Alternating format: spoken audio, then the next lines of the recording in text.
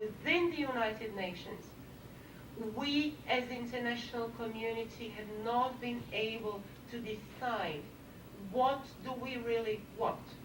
Do we want to facilitate the rights to education? Do we want to opt for strict debt repayment and strict macroeconomic conditions? So what happens in our little Uganda is that 60% of the international donor community, United Kingdom, Denmark, Sweden, UNICEF, even the World Bank, are supporting universal primary education programs. In the last 2 years in Uganda, participation of primary school-age children in school trebled. There was less than 2 million. There is now more than 6 million of children who are actually going to school. Most of them for the first time in their lives, and it's exciting. They love it. We have about 6 million children in school, but then the other side, the other part of problem is that the number of teachers is 150,000, which makes effectively pupil-teacher ratio 1 to 500. And why is this so? Because not all international communities pushing in the same direction. The World Bank is supporting universal primary education, putting money released through debt relief into primary education.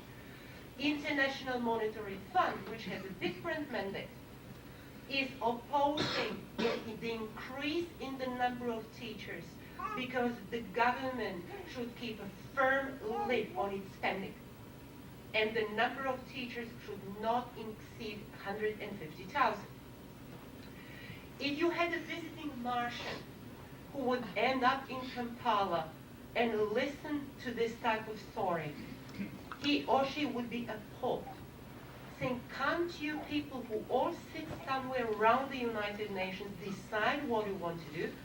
If you want schooling for children, you need teachers. Otherwise, children are not going to be schooled. If you don't want schooling, then don't start pushing children into schools unless there are teachers actually to do something with it.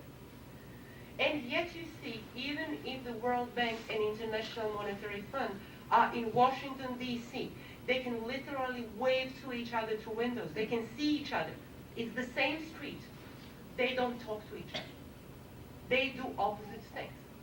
So even if we as international community go into countries to try to improve access of children to school, it's not necessarily the case that we will do the right thing and that we will do the thing properly.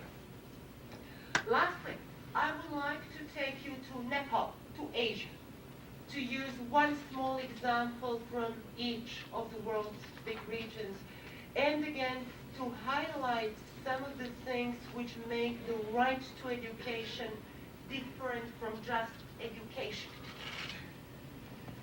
Nepal is a country which those of us who have not done research into its demography, into its ethnography, we think everybody there is Nepali. They speak the same language, the culture is more or less the same, and that's how we design systems of education. Which means that nominally, if you look at Nepal, the system of education on paper functions fairly well.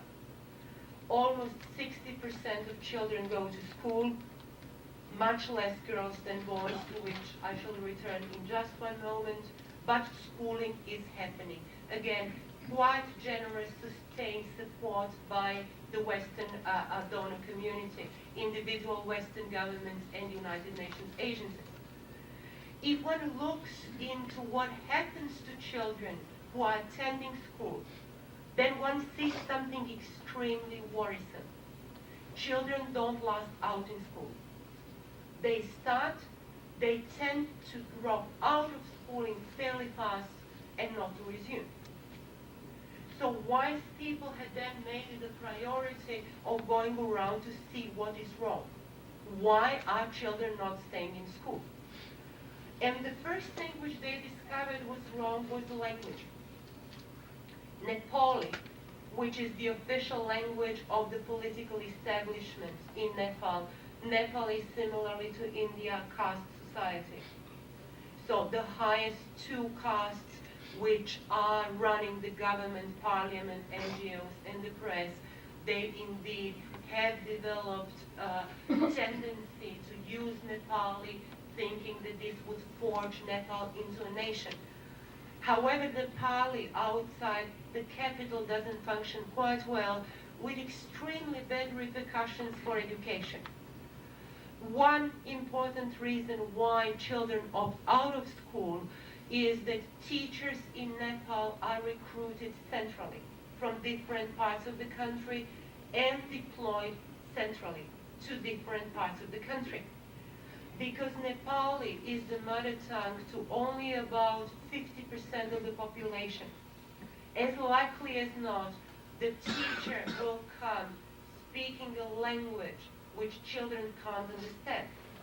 So you will have a class where the teacher and the children have no language in common.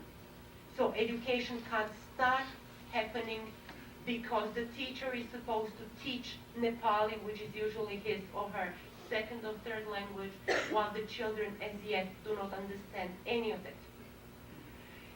Translated into Nepali conditions, into the conditions of most African countries where we outsiders perceive as the language of the country to be English, French, or Portuguese, is usually the language shared amongst 5 or 10% of the country's elite and not understood in the rest of the country. So if one then looks into what the right to education would mean in terms of making education more compatible with what children need and want, the issue of the language of instruction is cropping up as one of the first priorities, because failing to establish communication between teachers and pupils obviously prevents education from happening. But then there is much more than that. And I will end up by touching upon some of the legal issues, sort of coming back to the right to education under international law to illustrate what a long way one has to go. One issue which is particularly important is that still in most countries in the world, a child going to school has no rights whatsoever. I would not like to mislead you by having taken you to a couple of developing countries which could leave a completely wrong information that in the Western industrialized countries things are fine. They are not.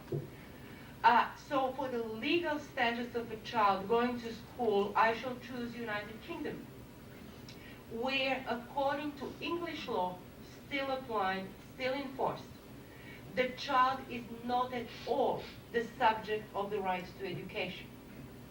The child is the object of a contract between parents and school, which means a child is treated not as a person, least of all as a person with rights, but as the object of instruction given him or her.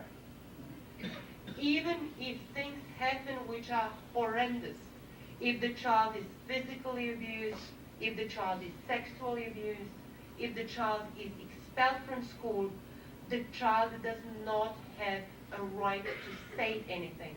The child does not have a right to approach court or anything of that type.